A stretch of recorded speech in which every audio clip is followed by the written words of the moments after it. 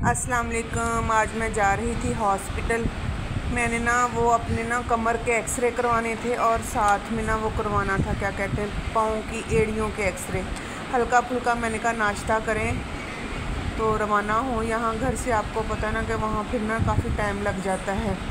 तो मैंने ना 3-4 रस लिए, हाफ 3-4 जैसे हल्का फुल्का। मैंने कहा नाश्ता करें और निकलें। वहाँ जाकर फिर वेट करना पड़ेगा, काफ़ी परेशानी होती है। सुबह सुबह का टाइम है, जल्दी जाएंगे तो जल्दी वापस आएंगे। ले जी, हम अब घर से निकल चुके हैं, बाइक पे बैठे हैं। आपको ना थोड़ी सी मैं अपनी ना मेडिकल हिस्ट्री बताऊं। मेरी ना काफ़ी अरसे पहले 6-7 साल पहले मुझे हेपाटाइटिस सी हुआ था। उसके बाद तो मेरी ना तबीयत ठीक हुई नहीं। उसके बाद एक के बाद बीमारियां ना लगती ही गईं, ख़त्म होने के बजाय और बढ़ गई, जिसकी वजह से मुझे ना काफ़ी परेशानी का ना सामना करना पड़ा। 6 माह का मैंने कोर्स किया, उसके बाद मेरी तबीयत बेहतर हो गई। वो जो उसके सेल थे ना वो डेड हो गए हेपाटाइटिस सी के, लेकिन वो तो ख़त्म हो गई, साथ में उसने मुझे भी ना जैसे ना ख़त्म ही कर दिया। उससे ना ऐसे हुआ कि मुझे हाई ब्लड प्रेशर की साथ इशू शुरू हो गया, साथ में और भी मैदे के प्रॉब्लम शुरू हो गए, और साथ में फिर ना ऐसे ही ना स्टेप बाय स्टेप ना कुछ होता रहा। फिर मेरा वो डिस्कों का मसला हो गया, मेरी L4 L5 डिस्क जो हैं वो स्लिप हैं, जिसकी वजह से ना मुझे काफ़ी परेशानी का सामना करना पड़ा। डॉक्टरों ने ना काफ़ी मसलन के परहेज़ बताया कि आपने झुक के कोई चीज़ नहीं उठानी, आपने ज़्यादा पैदल नहीं चलना, चलना भी है तो आपने सीधी जगह पे चलना है, ऊंची नीची जगहों पर नहीं चलना। बहरहाल काफ़ी मसलन के परेशानी का मुझे ना अपने मेडिकल इशू की वजह से ना काफ़ी परेशानी का सामना करना पड़ा। अभी जो है ना काफ़ी अरसे से ना मेरे ना कमर में पेन और जो है ना पाँव में पेन जो है ना वो शुरू हो गया। जो हमारे हैं ना डॉक्टर, फैमिली डॉक्टर, वो बहुत अच्छे हैं। उनसे फिर मैंने ना दवाइयाँ वगैरह काफ़ी अरसा इस्तेमाल करती रही हूँ। उन्होंने बोला कि आप जाकर ना एक्सरे करवा के लाओ कमर के भी और पाँव की। जो पाँव की एड़ियाँ हैं ना उनमें इतनी शदीद दर्द होती है ना, मैं आपको क्या बताऊँ। मुझसे ना पहले तो 5-6 कदम तो चला ही नहीं जाता, उसके बाद फिर कहीं जाकर वज़न पड़ता है, फिर कहीं जाकर तो उन पर ना आता है वज़न, तो फिर चल सकती हूँ। डॉक्टर साहब ने ना कहा कि आप जो शूज़ पहनते हो ना, जो आप औरतें शूज़ पहनती हैं, उसकी वजह से भी काफ़ी मेडिकल इशू होता है। ऐसे है कि जो पाँव की एड़ी है ना, वो अगर शूज़ आपको पूरा है ना, जो उसका किनारा है उस पे अगर एड़ी आ रही है ना तो उससे भी आपको प्रॉब्लम हो सकती है। ज़्यादातर प्रॉब्लम उसी से होती है। आप नरम शूज़ लें, वो पहने और 1 नंबर बढ़ा रहे हैं शूज़। तो मैंने कहा डॉक्टर साहब मुझे तो पहले ही बड़े शूज़ आते हैं, पहले मेरे नंबर जो है ना 10-11 नंबर है मेरे शूज़ का। तो उन्होंने कहा कि नहीं आप फिर ऐसे करेंगे, मर्दों वाली शूज़ पहन लें। मैंने कहा हाँ, ये अच्छी बात है कि मर्दों वाले शूज़ पहन के बस फिरते रहो जी। घर में तो बंदा पहन सकता है, बाहर तो नहीं पहन सकता।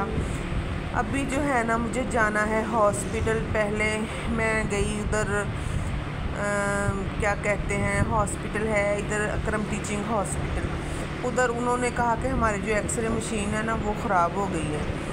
तो मैंने कहा अच्छा अब क्या करें। उन्होंने कहा कि अब मोबाइल में आपको दे देते हैं फ़िल्म, तो आप ना वो जाकर तो डॉक्टर को दिखा लीजिएगा। मैंने कहा नहीं, ये तो मुनासिब नहीं है कि मैं मोबाइल में फ़िल्म लेके फिरती रहूँ, मुझे बाकायदा उसका एक चाहिए, पूरी रिपोर्ट चाहिए। उन्होंने कहा आप अपने डॉक्टर से पूछ लें। फिर मैंने ना भाई से मशवरा किया, भाई ने बोला कि नहीं आप ना शरीफ सिटी चले जाओ, शरीफ सिटी लाहौर हॉस्पिटल। वहाँ फिर मैं ना जा रही हूँ अभी। तो अभी देखते हैं कि क्या बनता है, क्या होता है, क्या रिपोर्ट आती है। जो भी आएगी अल्लाह खैर करेगा। अल्लाह मियाँ हर मुसलमान पर अपनी रहमत करम रखे। सारी उम्र ही बंदे की गुजर जाती है मुश्किलों में, परेशानियों में। कोई भी ऐसा इंसान नहीं है जिसके साथ कोई ना कोई इशू ना हो, कोई भी ऐसा बंदा नहीं है जो ठीक हो। अभी तो आपको पता है ना, खाने से ज़्यादा दवाइयाँ ज़रूरी हो गई हैं। जैसे ही अल्लाह करे अब मेरे पाँव ठीक होते हैं ना, तो मैं फिर इंशाल्लाह अल्लाह के हुक्म के साथ ना वॉक शुरू करूँगी। काफ़ी मसलन के मेरी ना प्रॉब्लम्स चल रही हैं, मैदे की भी प्रॉब्लम है, मुझे फैटी लीवर भी है, बस ऐसे ही ना काफ़ी सारे इश्यूज़ हैं जो चल रहे हैं। आप दुआ करें कि मेरी जो है मेडिकल हिस्ट्री बिल्कुल ठीक हो जाए, या अल्लाह से ही दुआ कर सकते हैं, या आप लोगों से रिक्वेस्ट है कि आप मेरे लिए दुआ करें। मैं काफ़ी परेशान हूँ अपनी मेडिकल हिस्ट्री को लेकर। उधर मेरे घर में भाभी हैं, वो भी काफ़ी बीमार हैं, उनकी भी टेंशन लगी रहती है। वो भी बस ऐसे ही है कि अल्लाह मियाँ उनको तंदुरुस्ती दे। पित्ते का मसला है उनका भी, उनका ऑपरेट होना है पित्ते का, काफ़ी टेंशन में है हम। उनके लिए भी आप सब दुआ करें। जो मेरे व्यूवर्स हैं, जो मेरे सब्सक्राइबर हैं, जो मेरी वीडियो देख रहे हैं, वो प्लीज़ हमारे लिए दुआ करें। कहते हैं ना, दवा से ज़्यादा दुआ की ज़रूरत होती है। दुआ जो होती है ना, वो बहुत सी मुश्किलों को आसानियों में बदल देती है। तो अल्लाह खैर करे, अल्लाह परेशानियां जो है ना हर मुसलमान की दूर फरमाए। परेशानियां इंसान को आती जाती रहती हैं, काफ़ी मसलन के इशू हो रहे हैं। ये भाई से हमने पूछा कि शरीफ सिटी का रास्ता कौन सा है, पता तो था लेकिन थोड़ा थोड़ा ना वो जहन से निकला हुआ था। अभी ये जो रोड है ना, ये शरीफ सिटी की हॉस्पिटल की तरफ जा रहा है, सीधा हॉस्पिटल को निकलेगा ये वाला रोड। तो कुछ मसलन के बाहर निकल कर कुछ फ्रेशमेंट भी महसूस हो रही है।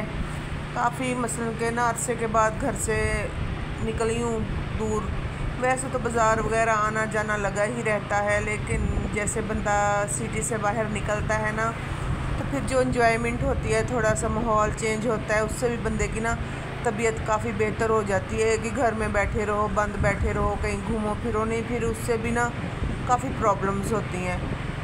गर्मियाँ इतनी ज़्यादा हैं कि बाहर निकलने का जो है ना तसव्वुर बंदा नहीं कर सकता। आज शुक्र है अल्लाह का कि जो मौसम है ना वो काफ़ी बेहतर है। बादल हुए हुए, कभी बादल हो रही है, कभी धूप निकल रही है, हवा भी चल रही है, इसीलिए तो सफ़र भी अच्छे से हो रहा है। अभी आगे जाके अल्लाह करे कि हमारा जो है ना जल्दी से वो टेस्ट वगैरह हो जाएं, फिर मैं अपने डॉक्टर को जाके दिखाऊंगी। तो देखते हैं कि वो क्या कहते हैं, क्या बोलते हैं। मुझे उन्होंने पहले बोला था कि आपकी जो एड़ियों का इशू है ना, अगर आपकी जो एड़ियों में हड्डी बढ़ गई है या जो भी मसला मसाइल होगा वो अगर निकला तो फिर आपकी एड़ियों में ना इंजेक्शन लगेंगे। तो अब जो है ना परेशानी है, इंजेक्शन से मैं डरती भी हूँ।